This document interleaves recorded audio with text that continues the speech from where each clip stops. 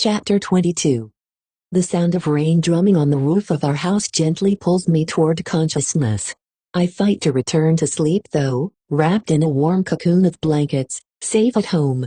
I'm vaguely aware that my head aches. Possibly I have the flu and this is why I'm allowed to stay in bed, even though I can tell I've been asleep a long time. My mother's hand strokes my cheek and I don't push it away as I would in wakefulness, never wanting her to know how much I crave that gentle touch. How much I miss her even though I still don't trust her. Then there's a voice, the wrong voice, not my mother's, and I'm scared. Katniss, it says. Katniss, can you hear me? My eyes open and the sense of security vanishes. I'm not home, not with my mother. I'm in a dim, chilly cave, my bare feet freezing despite the cover, the air tainted with the unmistakable smell of blood. The haggard, pale face of a boy slides into view, and after an initial jolt of alarm, I feel better. Peeta. Hey, he says. Good to see your eyes again. How long have I been out? I ask. Not sure. I woke up yesterday evening and you were lying next to me in a very scary pool of blood, he says. I think it stopped finally, but I wouldn't sit up or anything. I gingerly lift my hand to my head and find it bandaged. This simple gesture leaves me weak and dizzy. Peeta holds a bottle to my lips and I drink thirstily. You're better, I say. Much better. Whatever you shot into my arm did the trick, he says. By this morning, almost all the swelling in my leg was gone. He doesn't seem angry about my tricking him, drugging him, and running off to the feast. Maybe I'm just too beat up and I'll hear about it later when I'm stronger. But for the moment, he's all gentleness. Did you eat? I ask. I'm sorry to say I gobbled down 3 pieces of that grusling before I realized it might have to last a while. Don't worry, I'm back on a strict diet, he says. No, it's good. You need to eat. I'll go hunting soon, I say. Not too soon, all right. He says. You just let me take care of you for a while. I don't really seem to have much choice. Peeta feeds me bites of grusling and raisins and makes me drink plenty of water. He rubs some warmth back into my feet and wraps them in his jacket before tucking the sleeping bag back up around my chin. Your boots and socks are still damp and the weather's not helping much, he says. There's a clap of thunder, and I see lightning electrify the sky through an opening in the rocks. Rain drips through several holes in the ceiling, but Peeta has built a sort of canopy over my head and upper body by wedging the square of plastic into the rug above me. I wonder what brought on this storm? I mean, who's the target? Says Peeta. Cato and Thresh, I say without thinking. Foxface will be in her den somewhere, and Clove, she cut me and then. My voice trails off. I know Clove's dead. I saw it in the sky last night, he says. Did you kill her? No. Thresh broke her skull with a rock, I say. Lucky he didn't catch you, too, says Peeta. The memory of the feast returns full force and I feel sick. He did. But he let me go. Then, of course, I have to tell him. About things I've kept to myself because he was too sick to ask and I wasn't ready to relive anyway. Like the explosion and my ear and Ruse dying and a boy from District 1 and the bread. All of which leads to what happened with Thresh and how he was paying off a debt of sorts. He let you go because he didn't want to owe you anything. Asks Peeta in disbelief. Yes. I don't expect you to understand it. You've always had enough. But if you'd lived in the seam, I wouldn't have to explain, I say. And don't try. Obviously I'm too dim to get it. It's like the bread. How I never seem to get over owing you for that, I say. The bread? What? From when we were kids. He says. I think we can let that go. I mean, you just brought me back from the dead. But you didn't know me. We had never even spoken. Besides, it's the first gift that's always the hardest to pay back. I wouldn't even have been here to do it if you hadn't helped me then, I say. Why did you, anyway? Why? You know why, Peeta says. I give my head a slight, painful shake. Haymitch said you would take a lot of convincing. Haymitch? I ask. What's he got to do with it? Nothing, Peeta says. So, Cato and Thresh, huh? I guess it's too much to hope that they'll simultaneously destroy each other. but the thought only upsets me. I think we would like Thresh. I think he'd be our friend back in District 12, I say. Then let's hope Kato kills him, so we don't have to, says Peeta grimly. I don't want Kato to kill Thresh at all. I don't want anyone else to die. But this is absolutely not the kind of thing that victors go around saying in the arena. Despite my best efforts, I can feel tears starting to pool in my eyes. Peeta looks at me in concern. What is it? Are you in a lot of pain? I give him another answer, because it is equally true but can be taken as a brief moment of weakness instead of a terminal one. I want to go home, Peeta, I say plaintively, like a small child. You will. I promise, he says, and bends over to give me a kiss. I want to go home now, I say. Tell you what. You go back to sleep and dream of home. And you'll be there for real before you know it, Lai says. Okay. Okay, I whisper. Wake me if you need me to keep watch. I'm good and rested, thanks to you and Haymitch. Besides, who knows how long this will last? He says. What does he mean? A storm? The brief respite too brings us. The games themselves? I don't know, but I'm sad and tired to ask. It's evening when Peeta wakes me again. The rain has turned to a downpour, sending streams of water through our ceiling where earlier there had been only drips. Peeta has placed the broth pot under the worst one and repositioned the plastic to deflect most of it from me. I feel a bit better, able to sit up without getting too dizzy, and I'm absolutely famished. So is Peeta. It's clear he's been waiting for me to wake up to eat and is eager to get started. There's not much left. 2 pieces of grusling, a small mishmash of roots, and a handful of dried fruit. Should we try and ration it? Peeta asks. No, let's just finish it. The grusling's getting old anyway, and the last thing we need is to get sick of spoiled food, I say, dividing the food into 2 equal piles. We try and eat slowly, but we are both so hungry we're done in a couple of minutes. My stomach is in no way satisfied. Tomorrow's a hunting day, I say. I won't be much help with that, Peeta says. I've never hunted before. I'll kill and you cook, I say. And you can always gather. I wish there was some sort of bread bush out there, says Peeta. The bread they sent me from District 11 was still warm, I say with a sigh. Here, chew these. I hand him a couple of mint leaves and pop a few in my own mouth. It's hard to even see the projection in the sky, but it's clear enough to know there were no more deaths today. So Kato and Thresh haven't hit it out yet. Where did Thresh go? I mean, what's on the far side of the circle? I ask Peeta. A field. As far as you can see it's full of grasses as high as my shoulders. I don't know, maybe some of them are grain. There are patches of different colors. But there are no paths, says Peeta. I bet some of them are grain. I bet Thresh knows which ones, too, I say. Did you go in there? No. Nobody really wanted to track Thresh down in that grass. It has a sinister feeling to it. Every time I look at that field, all I can think of are hidden things. Snakes, and rabid animals, and quicksand, Peeta says. There could be anything in there. I don't say so, but Peeta's words remind me of the warnings they give us about not going beyond the fence in District 12. I can't help, for a moment, comparing him with Gale, who would see that field as a potential source of food as well as a threat.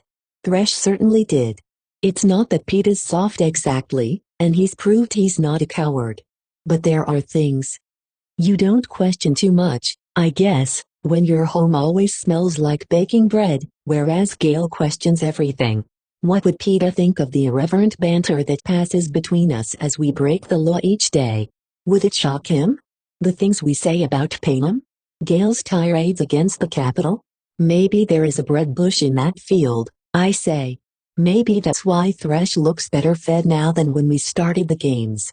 Either that or he's got very generous sponsors, says Peeta. I wonder what we'd have to do to get Haymitch to send us some bread. I raise my eyebrows before I remember he doesn't know about the message Haymitch sent us a couple of nights ago. 1 kiss equals 1 pot of broth. It's not the sort of thing I can blurt out, either. To say my thoughts aloud would be tipping off the audience that the romance has been fabricated to play on their sympathies, and that would result in no food at all. Somehow, Believably, I've got to get things back on track. Something simple to start with. I reach out and take his hand. Well, he probably used up a lot of resources helping me knock you out, I say mischievously. Yeah, about that, says Peter, entwining his fingers in mine. Don't try something like that again. Or what? I ask. Or, he can't think of anything good.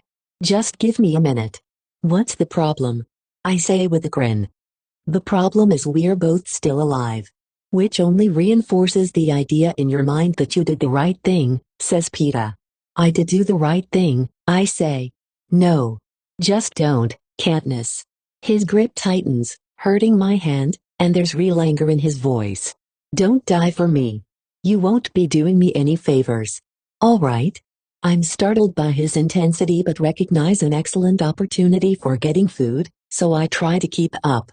Maybe I did it for myself, Peter. Did you ever think of that? Maybe you aren't the only one who worries about what it would be like if. I fumble. I'm not as smooth with words as Peter. And while I was talking, the idea of actually losing Peter hit me again and I realized how much I don't want him to die. And it's not about the sponsors. And it's not about what will happen back home. And it's not just that I don't want to be alone. It's him. I do not want to lose the boy with the bread. If what, Katniss? He says softly. I wish I could pull the shutters closed, blocking out this moment from the prying eyes of Panem. Even if it means losing food. Whatever I'm feeling, it's no one's business but mine. That's exactly the kind of topic Haymitch told me to steer clear of, I say evasively, although Haymitch never said anything of the kind. In fact, he's probably cursing me out right now for dropping the ball during such an emotionally charged moment. But Peter somehow catches it. Then I'll just have to fill in the blanks myself, he says, and moves into me. This is the first kiss that we're both fully aware of.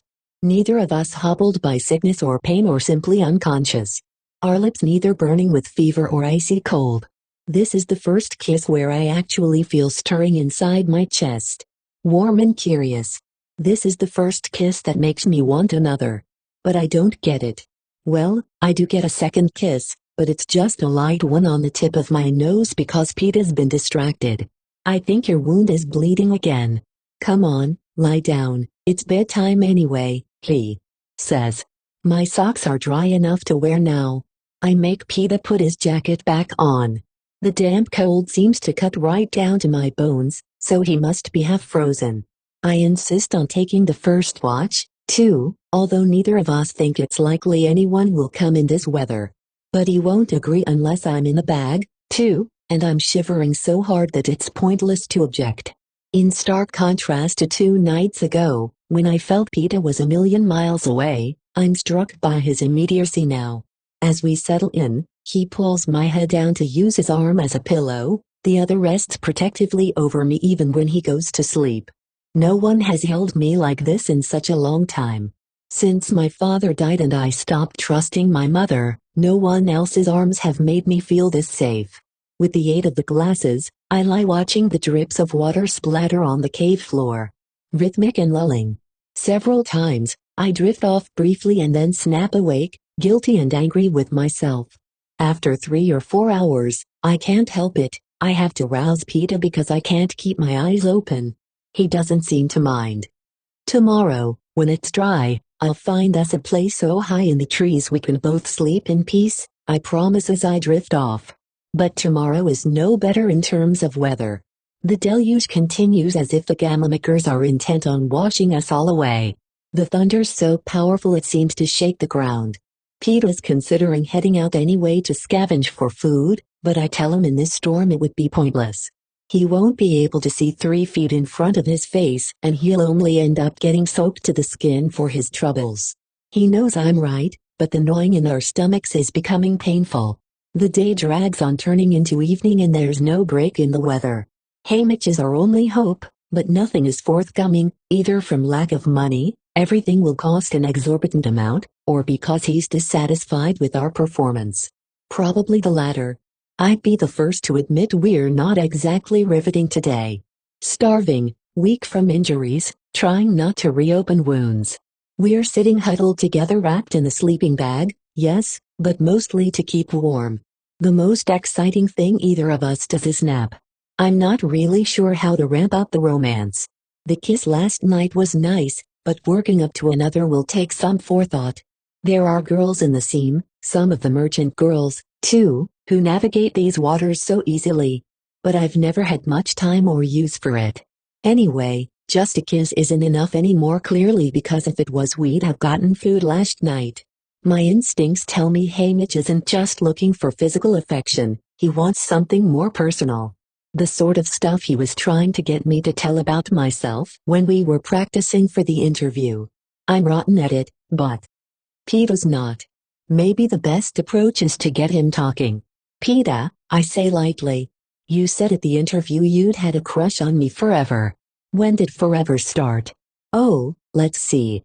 I guess the first day of school. We were 5. You had on a red plaid dress and your hair, it was in 2 braids instead of 1. My father pointed you out when we were waiting to line up, Peeta says. Your father? Why? I ask. He said, see that little girl? I wanted to marry her mother, but she ran off with a coal miner, Peeta says. What? You're making that up. I exclaim. No, true story, Peeta says. And I said, a coal miner? Why did she want a coal miner if she could have had you? And he said, because when he sings, even the birds stop to listen. That's true. They do. I mean, they did, I say. I'm stunned and surprisingly moved, thinking of the baker telling this to Peeta. It strikes me that my own reluctance to sing, my own dismissal of music might not really be that I think it's a waste of time. It might be because it reminds me too much of my father. So that day, in music assembly, the teacher asked who knew the Valley song. Your hand shot right up in the air. She stood you up on a stool and had you sing it for us. And I swear, every bird outside the windows fell silent, Peeta says. Oh, please, I say, laughing. No, it happened. And right when your song ended, I knew just like your mother, I was a goner, Peeta says. Then for the next 11 years, I tried to work up the nerve to talk to you. Without success, I add. Without success. So, in a way, my name being drawn in the reaping was a real piece of luck, says Peeta. For a moment, I'm almost foolishly happy and then confusion sweeps over me. Because we're supposed to be making up this stuff, playing it being in love not actually being in love. But Peeta's story has a ring of truth to it. That part about my father and the birds. And I did sing the first day of school, although I don't remember the song. And that red plaid dress, there was one, a hand-me-down to Prim that got washed to rags after my father's death. It would explain another thing, too.